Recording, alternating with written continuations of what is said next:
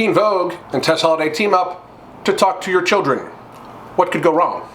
You gotta be so good that they can't ignore you, especially the ones that ain't done shit for you. Yeah, you know exactly what I mean. They stab you in the back and then they ask why you're bleeding. I don't trust words, I trust actions. I don't care what you heard, I'm not slacking. My name is Alan Roberts. This is Everyday Fitness. Like, subscribe, click the notification bell right over there. Share my videos. Subscribe to my second channel, Alan Roberts, in my opinion, of course. Putting the bell below at the end. Thank you very much. So, Teen Vogue has teamed up with Tess Holliday. What the fuck could go wrong, right? And they have a new series. It is The F Word, is a series celebrating what it means to be fat, from destigmatizing the word to taking stock of the discrimination fat people face. In this installment, Tess Holliday interviews LaShawn Stewart about fat representation with an introduction by Teen Vogue editor-in-chief Lindsay Peoples-Wagner. Well, Lindsay Peoples-Wagner, editor-in-chief of Teen Vogue. First off, The F Word is actually a TV show by Gordon Ramsay, also known as my fucking spirit animal, and I hope he sues the shit out of you for stealing his name. I can't believe they just did that. It's Gordon Ramsay, for fuck's sake.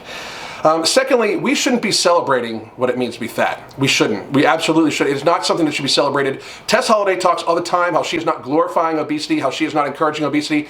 That encourages obesity. When you say celebrating, that encourages it. To a very young audience, mind you. To a very, very young audience, that in of itself is irresponsible. I understand that Teen Vogue is just trying to sell their publication and their goods or whatever. I get that, but that is irresponsible. You target openly in the name teen, and you are now glorifying obesity. You're glorifying an unhealthy behavior. I wonder why this woman has a job as the editor-in-chief. It seems like, so we're now advocating self-harm, because obesity is self-harm. When you are obese and you do nothing about it, you are harming yourself. It is just true. It's called The F Word for fat. Are we going to have the A Word for anorexic? When's that series coming out? Because it is the same fucking thing.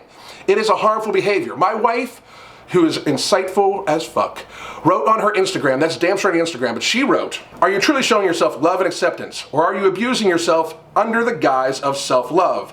She then writes, "There's been a lot of talk lately about loving and accepting oneself. I completely agree with this. However, this raises a few questions for me as well.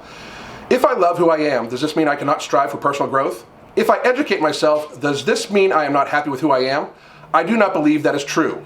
Along the same thought, focusing on my fitness and health does not mean that I am unhappy with myself either.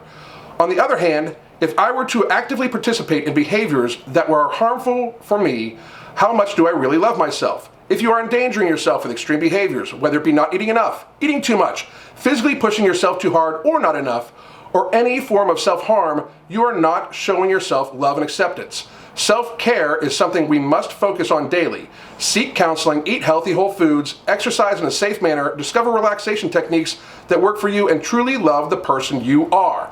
That, ladies and gentlemen, is the message that some publication like Teen Vogue should be trying to put out to young, impressionable teenagers, most of which are female. Because in society, females have a harder time with social image because they are judged so much, oftentimes by other women. So we have a publication aimed at women talking about the complete destigmatization and celebrating of being fat. That is promoting those things. That absolutely is. Charlie Gold had a great video on the Fatopia documentary this morning. A fabulous, great video, and I'm going to paraphrase for her, but I'm also going to link her video above and below at the end. If you have not watched it, you should. If you have not subscribed, you damn well fucking should. And she basically said how it's like the teen mom effect, where a while ago, MTV had a show called Teen Mom.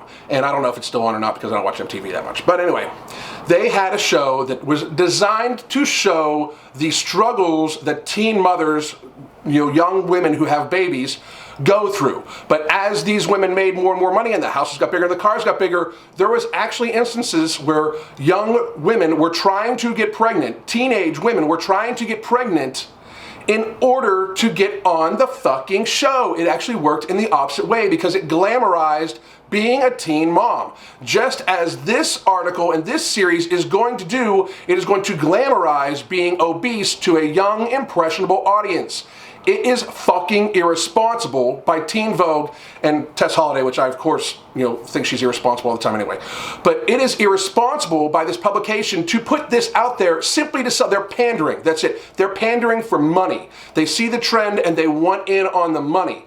If they really cared about their audience, if they really cared about the viewership that they were trying to get to, they would promote self-love in the form of taking care of yourself, educating yourself. Women place so much emphasis is placed on what a woman looks like.